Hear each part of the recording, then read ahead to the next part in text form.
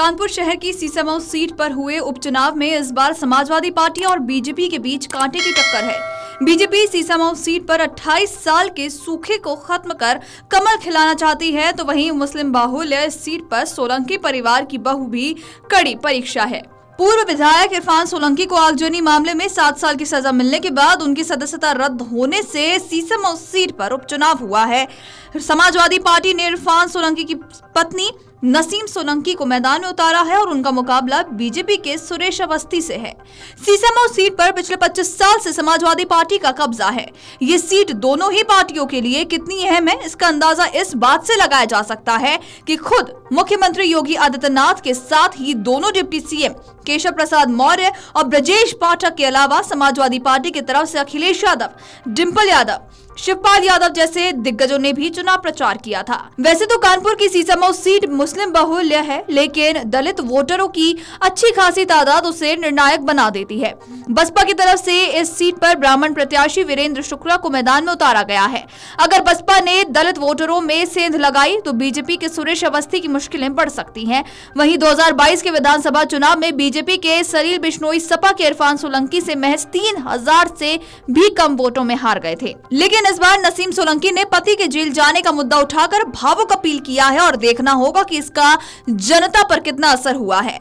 सीसामऊ विधानसभा की मतगणना के 9 राउंड पूरे हो चुके हैं। इसमें सपा प्रत्याशी नसीम सोलंकी 86,011 वोटों से आगे चल रही हैं, तो वहीं भाजपा प्रत्याशी सुरेश अवस्थी को 15,317 वोट मिले हैं।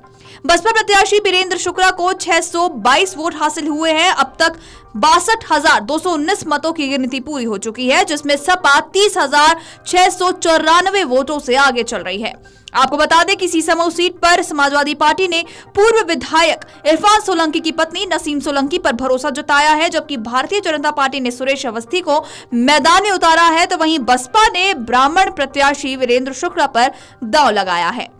सपा नेता और पूर्व विधायक इरफान सोलंकी को पिछले दिनों एक प्लॉट पर आगजनी और कब्जे की कोशिश में 7 साल की सजा हुई थी। इरफान ने सजा याफ्ता होने की वजह से ये सीट रिक्त हो गई थी और भले ही सीसामऊ क्षेत्र बेहद पुराना है, लेकिन इस नाम से सीट का गठन 1974 में हुआ था और तब ये सीट सुरक्षित थी। आपको बता दें कि 2012 में जब परिसीमन हुआ तब ये सामान्य हुई। पहली बार यहाँ से कांग्रेस के शिवलाल जीते थे, लेकिन 1977 के चुनाव में जनता पार्टी यहाँ से जीत गई थी। हालांकि जनता पार्टी से ये सीट 1980 के चुनाव में कांग्रेस की कमला दरियावादी ने छीन ली और कमला यहां से 2 बार जीती है, लेकिन 1989 के चुनाव में जनता दल की लहर में ये सीट कांग्रेस को गंवानी पड़ी। आपको बता दें कि सन 1991 की राम मंदिर आंदोलन की लहर में यहां भाजपा का कमल खिला।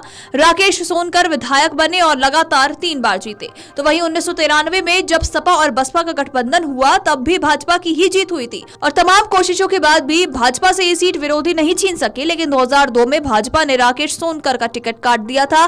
केसी सोनकर भाजपा से मैदान में उतरे थे, मगर हार का सामना करना पड़ा और फिर भाजपा इस सीट पर कभी नहीं जीती। Video desk Amar Ujala dot com. अगर आप ये वीडियो YouTube पर देख रहे हैं तो हमारे चैनल को सब्सक्राइब कर बेल आइकन दबाएं और Facebook पर देख रहे हैं तो हमारे पेज को लाइक करें। 8 मिलियन प्लस सब्सक्राइबर, आपके इस भरोसे के लिए बहुत धन्यवाद। अगर आप ये वीडियो YouTube पर देख रहे हैं तो हमारे चैनल को सब्सक्राइब कर बेल आइकन दबाएं और Facebook पर देख रहे हैं तो हमारे पेज को लाइक करें। 8 मिलियन प्लस सब्सक्राइबर, आपके इस भरोसे के लिए बहुत धन्यवाद।